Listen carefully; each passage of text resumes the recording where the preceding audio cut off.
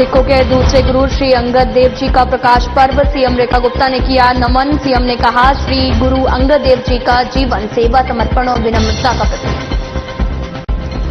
दिल्ली सरकार health sector में कर रही काम, दिल्ली में सीएम रेखा ने किया आयुष्मान वाय वंदन योजना की शुरुआत। लोगों को कार्ड किया वितरित, 70 साल से भी अधिक उम्र के लोगों को मिलेगा लाभ। दिल्ली रोहिली सेक्टर में 17 झुग्गियों में लगी भीषण आग, करीब 800 झुग्गी जलकर खाक, 2 मासूम बच्चों की हुई मौत। आप नेता एमएलए के परिवार का बांधा ढांढा।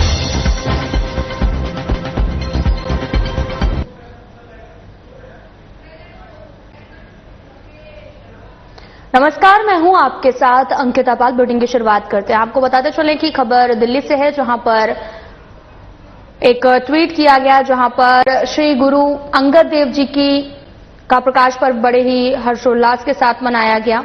और आज गुरु अंगद देव जी का प्रकाश पर्व है और दिल्ली के सीएम रेखा गुप्ता ने गुरु को नमन किया। इस दौरान उन्होंने ट्वीट किया और ट्वीट करके सभी को बधाई और शुभकामनाएं भी सीएम रेखा गुप्ता ने दी है। और सिखों के दूसरे गुरु श्री अंगद देव जी के प्रकाश पर्व पर उन्हें कोटि कोटि नमन किया है। अंगद देव जी का जीवन सेवा, समर्पण, विनम्रता का प्रतीक रहा है। अपने गुरुवाणी के प्रचार हेतु गुरुमुखी लिपि का विकास कर सिख संस्कृति की नई पहचान भी दी है।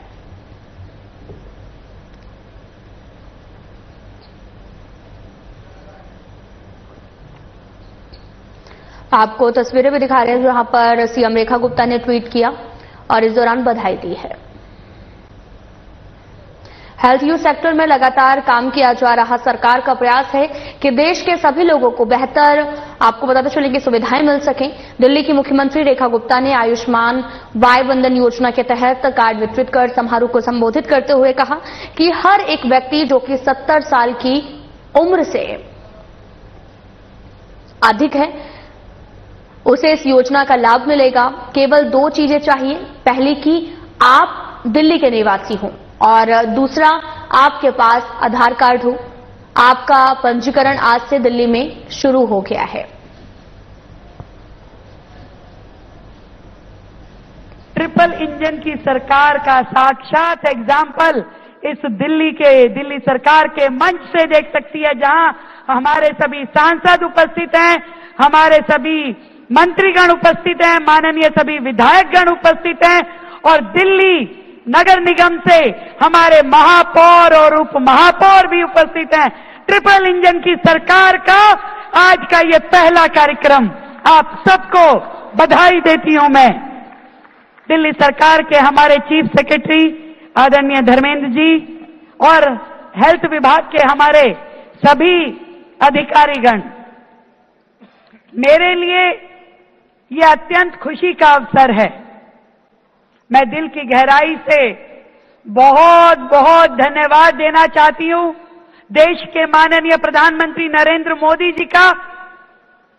दिल्ली के सभी बेटे बेटियों की ओर से उन्होंने हमारे मां बाप का जो सम्मान किया, उसके लिए कोटि कोटि धन्यवाद आदरणीय प्रधानमंत्री नरेंद्र मोदी जी का।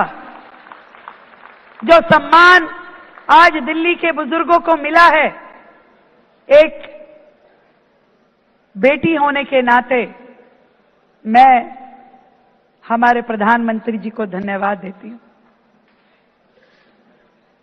हरदीप जी, मेरा 30 साल का ये सामाजिक राजनीतिक जो सफर रहा, न जाने कितने बुजुर्ग अलग अलग समय पे मिलते थे, हैरानी होती थी। ट्रिपल इंजन की सरकार का साक्षात एग्जाम्पल इस दिल्ली सरकार के मंच से देख सकती है, जहां हमारे सभी सांसद उपस्थित हैं, हमारे सभी मंत्रीगण उपस्थित हैं, माननीय सभी विधायकगण उपस्थित हैं और दिल्ली नगर निगम से हमारे महापौर और उप महापौर भी उपस्थित हैं। ट्रिपल इंजन की सरकार का आज का ये पहला कार्यक्रम, आप सबको मेरे साथ आवाज उठाइए, भारत माता की। नहीं तो आवाज तो कम से कम दिल्ली के हर कोने तक तो पहुंचनी चाहिए। भारत माता की, भारत माता की। इस योजना इस योजना की जो विशेषता है उस पे तो माननीय मुख्यमंत्री जी ने आपको जानकारी दे दी है, इसलिए मैं अपनी शुरुआत करना चाहूंगा मैडम चीफ मिनिस्टर आपको और आपकी टीम को बधाई देकर। आपने 20 फरवरी 2025 में दायित्व संभाला। अभी आपकी टीम को 100 दिन नहीं, केवल 65 दिन हुए और आपने इन 65 दिनों के दौरान यमुना जी की सफाई, एयर पोल्यूशन, ये गार्बेज डंप्स जो हैं, हमारे कूड़े के ढेर, इन पे काम करना शुरू करवाया। और आज जो ये स्वास्थ्य हेल्थ सेक्टर की योजना है, आपने सही मायने में कहा, और इसका मैं अपना पर्सनल भी एक्सपीरियंस आपके साथ शेयर कर सकता हूं। मोदी जी ने जब मुझे अपनी टीम में लिया 2017 में, उसके पहले मैं 40 साल के करीब एक अधिकारी के रूप में फॉरेन सर्विस में, मेरी दुनिया में कई देशों में मुझे सर्व करने का मौका मिला। उसके बाद मैं 6 साल इंटरनेशनल थिंक टैंकिंग कर रहा था। जो विश्व भर में बहुत एडवांस देश भी हैं, जिनको हम इंडस्ट्रियल डेमोक्रेसीज कहते हैं, उनके भी हेल्थ केयर सिस्टम्स हैं। पर अगर आपको सही मायने में उनको एनालाइज करें, मैं किसी एक देश का नाम नहीं लेना चाहता, उनको एनालाइज करें तो ये हेल्थ केयर सिस्टम्स जो हैं उनमें बहुत समस्याएं हैं। कुछ तो इंश्योरेंस प्रीमियम पे डिपेंडेंट है, किसी में क्योंकि ये हेल्थ केयर सिस्टम के तहत इलाज सिर्फ कुछ ही अस्पतालों में हो सकता है, तो अगर आपको कहीं कंसल्टेशन के लिए भी अप्लाई करना पड़े तो अपॉइंटमेंट 3-3 महीने बाद होती है। और मुझे बहुत खुशी हुई जब आपने बताया कि ऑलरेडी दिल्ली में, मेरे पास जो आंकड़ा है, आपने कहा कि दिल्ली में 47 प्राइवेट हॉस्पिटल ऑलरेडी इम्पैनल्ड हैं और 10 सरकारी अस्पताल भी है। जब मैंने इनकी लिस्ट देखी तो मैं देखता हूं जो अच्छे अस्पतालों में से है, और मुझे पूरी उम्मीद है, मुझे विश्वास है, जिस तरीके से आप काम कर रही हैं, आने वाले समय में और भी प्राइवेट हॉस्पिटल्स इसके साथ जुड़ेंगे। और ये जो योजना आपने जिसकी शुरुआत हो रही है, मैं समझता हूं ये सिर्फ भारत में नहीं, विश्व भर में ये एक मॉडल के रूप में इट विल बी साइटेड।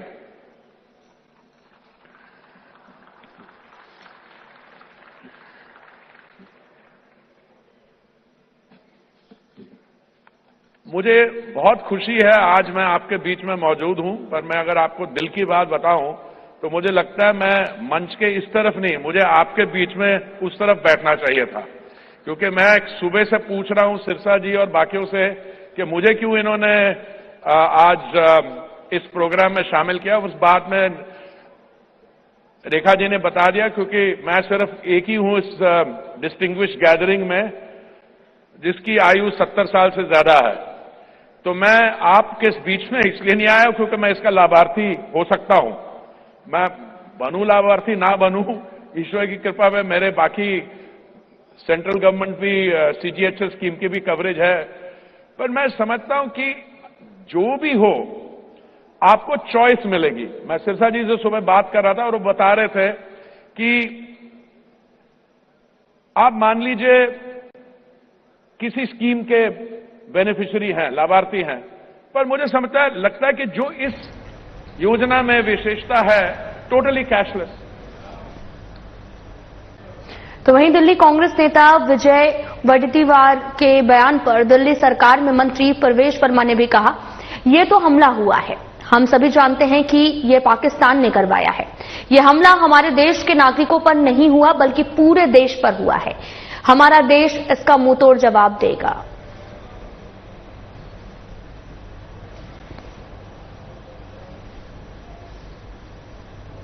देखिए, ये जो अटैक हुआ है ये हम सभी जानते हैं पाकिस्तान ने करवाया है और ये केवल उन 28 हमारे देश के नागरिकों के ऊपर नहीं था, पूरे देश के ऊपर था और इसका मुंह तोड़ जवाब हमारा देश देगा। दिल्ली सरकार में मंत्री आशीष सूद ने कहा कि कांग्रेस तुष्टीकरण की राजनीति की पराकाष्ठा कर चुकी है।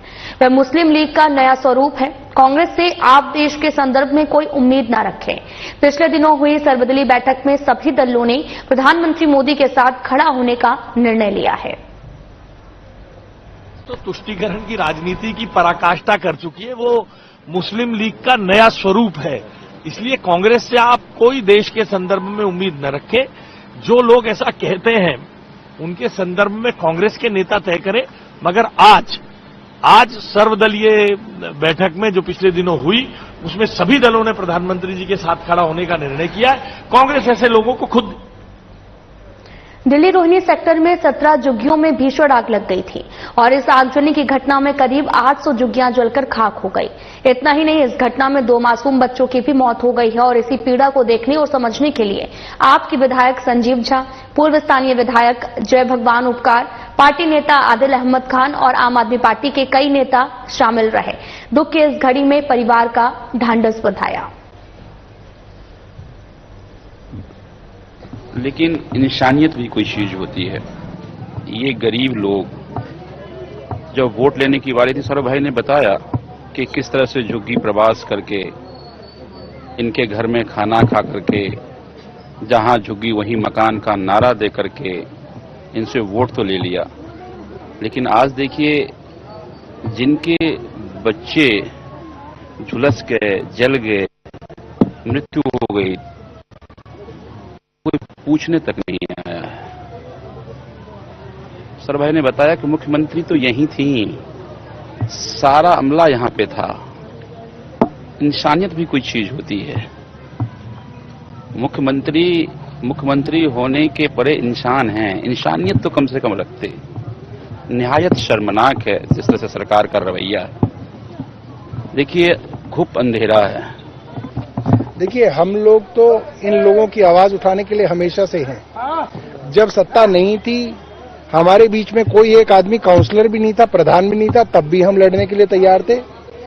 आज हमारे पास सत्ता नहीं है, आज भी हम लड़ने के लिए तैयार हैं। आप देखिए, संजीव झा जी बुराड़ी से विधायक हैं, यहाँ पे हैं। हमारे पूर्व विधायक बवाना से यहाँ पे हैं। हमारे रोहिणी से चुनाव लड़े प्रदीप मित्तल जी, हार गए चुनाव, ये हार गए चुनाव, मगर ये यहाँ पे मौजूद हैं।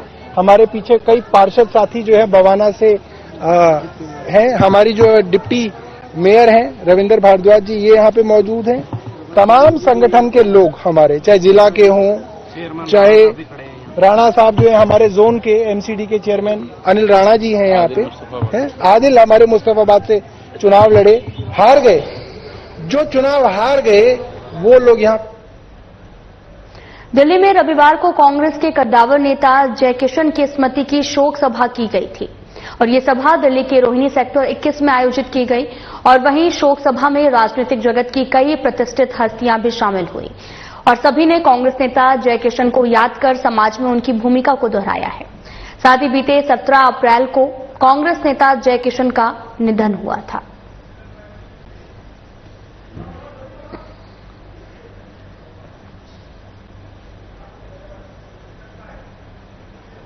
दिल्ली कांग्रेस नेता विजय के बयान पर दिल्ली सरकार के मंत्री मनजिंदर सिंह सिरसा ने कहा, कांग्रेस को टीका लगाया हुआ है देश के साथ हमेशा गद्दारी करने का। वो जब भी बोलेंगे ऐसा ही कुछ बोलेंगे जो देश के खिलाफ हो और इनका नेता दुनिया में कहीं भी बोले देश के खिलाफ बोलेगा और इनके नेता दिल्ली हैं या फिर देश में कहीं भी बोलेगा तब भी देश के खिलाफ बोलेगा। टीका लगाया हुआ है कांग्रेस को, तो एक ऐसी, माफ करना मैं कहना नहीं चाहता, लेकिन देश के साथ हमेशा गद्दारी करने का, उनकी तो नसों में ऐसे इंजेक्शन लगा दिए गए हैं। वो जब भी बोलेंगे, वो कहते ना मुर्दा बोलू तो खप्पन पाड़ू, ये जब भी बोलेंगे कुछ ऐसा ही बोलेंगे जो देश के खिलाफ हो। इनका नेता चाहे दुनिया में कहीं बोले तो भी देश के खिलाफ बोलेगा और इनके नेता दिल्ली में कहीं बोले या देश में बोले तो भी देश के। आयुष्मान भारत प्रधानमंत्री जन आरोग्य योजना के तहत दिल्ली में 70 साल या फिर उससे अधिक उम्र के बुजुर्गों को आयुष्मान वाय वंदना कार्ड मिलना शुरू हो जाएगा। इस आयोजन के तहत आपको बताते चले कि इस योजना के तहत दिल्ली में 70 वर्ष या फिर उसके अधिक उम्र के बुजुर्ग 10 लाख रुपए का निःशुल्क इलाज पा सकेंगे, जिसमें 5 लाख रुपए का निःशुल्क इलाज आयुष्मान भारत PMJAY के तहत में और 5 लाख रुपए का अतिरिक्त स्वास्थ्य बीमा दिल्ली सरकार उपलब्ध कराएगी।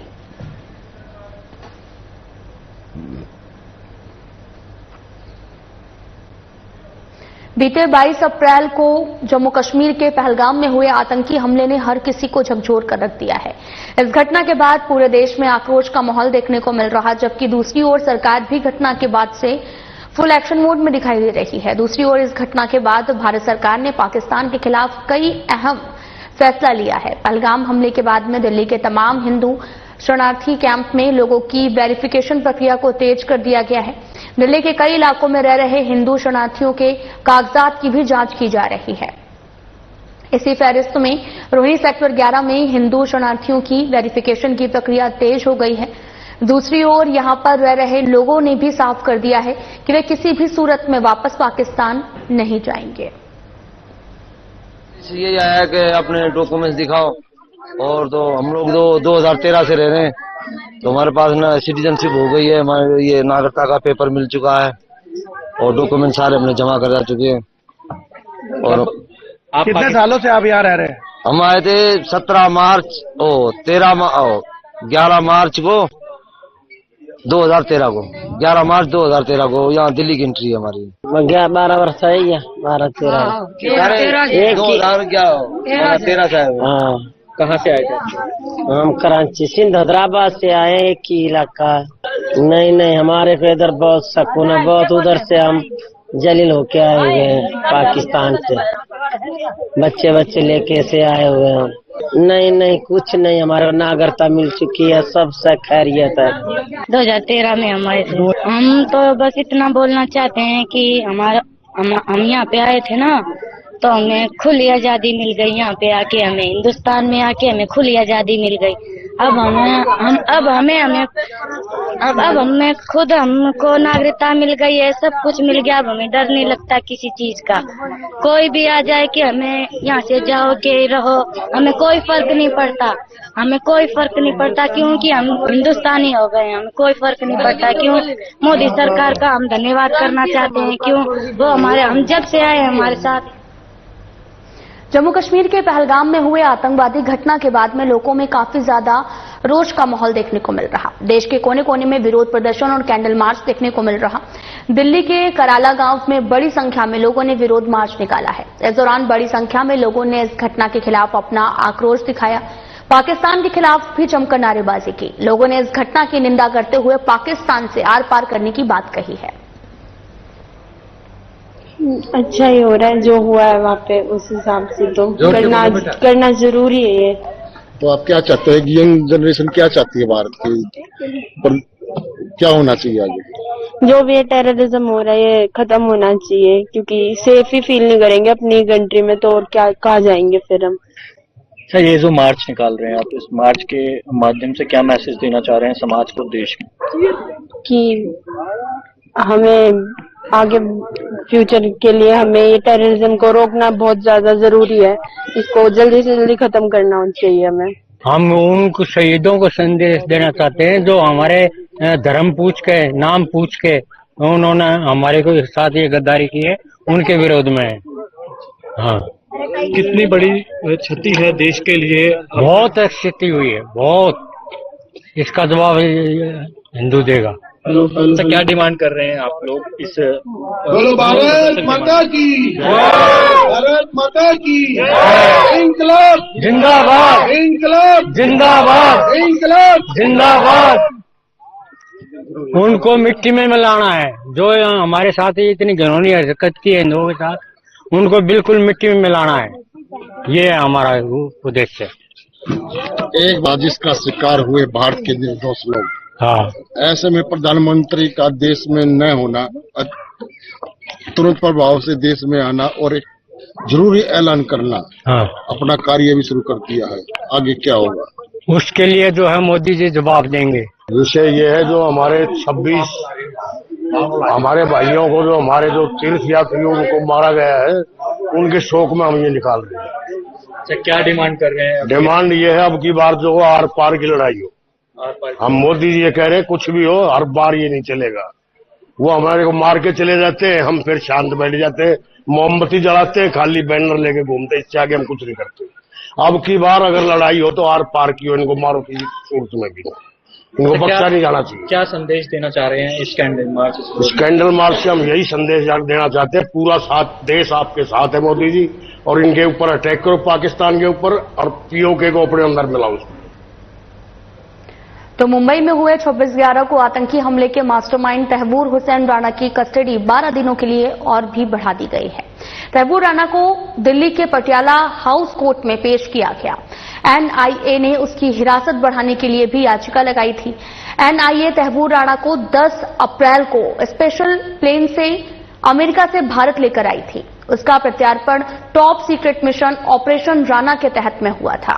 10 अप्रैल को उसे स्पेशल एनआईए जज चंद्रजीत सिंह ने उसे 18 दिन की कस्टडी में भेज दिया है और राणा की कस्टडी खत्म होने वाली थी। तहवूर को अमेरिका के शिकागो में अक्टूबर 2009 में अमेरिकी एजेंसी FBI ने गिरफ्तार किया था।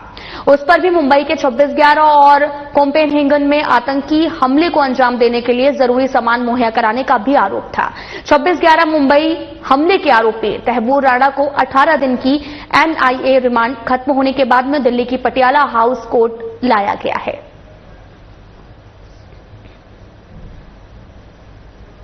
तो वहीं रोहिणी के जापानी पार्क के पास में कार में भीषण आग लगने का मामला सामने आया।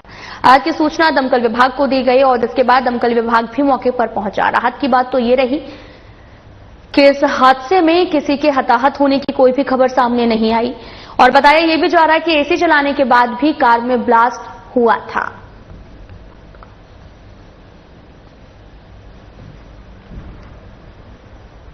इंसानियत भी कोई चीज होती है।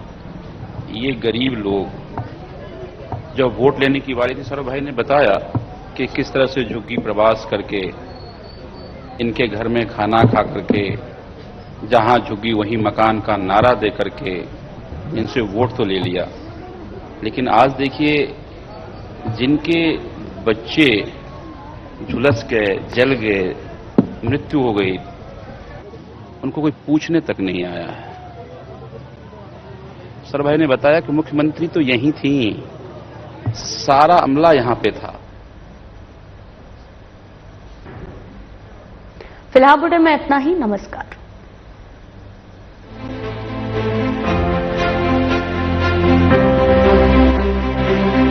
नमस्कार दोस्तों, क्या आप